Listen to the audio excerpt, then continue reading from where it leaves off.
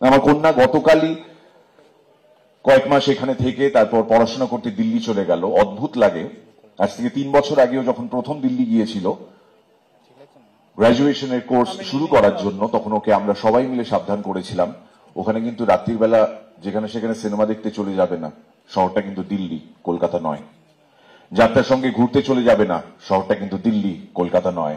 যেখানে সেখানে আড্ডা মারতে মারতে দেরি করবে না, শহরটা দিল্লি, কলকাতা নয়। আমাকে এইবার আমার মেয়ে প্রশ্ন করেছে, তুমি এবার কি বলবে? আমি কোনো উত্তর দিতে পারিনি।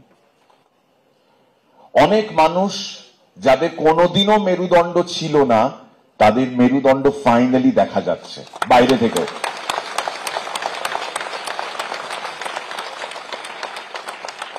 আবার এমন অনেক মানুষ রয়েছেন যাদের কিনা মেরুদণ্ড ছিল, আমরা জানতাম, এটা আমাদের বিশ্বাস ছিল, কিন্তু এই মুহূর্তে L5 L7 এ কিছু একটা গন্ডগোল দেখা যাচ্ছে, তারা ঠিক করে উঠে দাঁড়িয়ে সত্যি কথাটার পাশে দাঁড়াতে পারছেন না।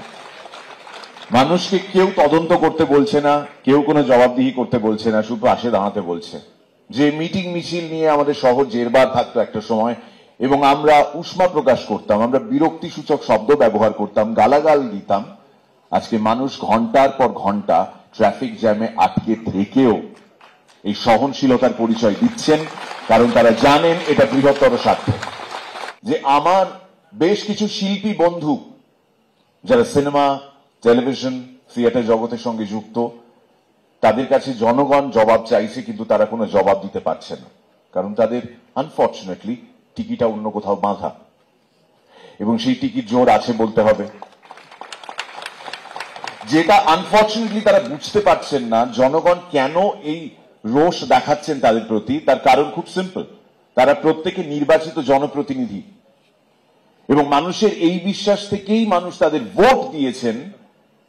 They have been elected to the utmost seat in this country, which is the parliament, শুধুমাত্র এই কারণে যে মানুষের কোথাও একটা বিশ্বাস ছিল যে আমাদের সমস্যার কথা, আমাদের কষ্টের কথা, আমাদের দৈন্যতার কথা এই মানুষগুলো গিয়ে সেখানে বলবেন। কিন্তু আনফর্চুনেটলি ওই যে একটু আগে বললাম টিকিটে বাঁধা রয়েছে, তো ছেড়ে দিন তাদেরকে। তাদেরকে ট্রোল করার থেকে মনের মধ্যে গেঁথে নিন একটা বিষয়, ট্রোল নয়, you have a role to play. You and I, we all have a role to play. তাদেরকে সামনে দেখলে থুতু ছেটাবেন তাদের মুখে। যাদের সত্যি কথা বলার দৃঢ়তা নেই, এই মনুষ্যত্ব বোধটা নেই, তারা কোনোভাবেও শিল্পী নন। ক্ষমা যাদেরকে করবেন না, তাদের বিরুদ্ধেই এই আন্দোলন চলছে, এই আন্দোলন চলুক। Justice for, justice for, justice for. Thank you so much for being patient. Thank you.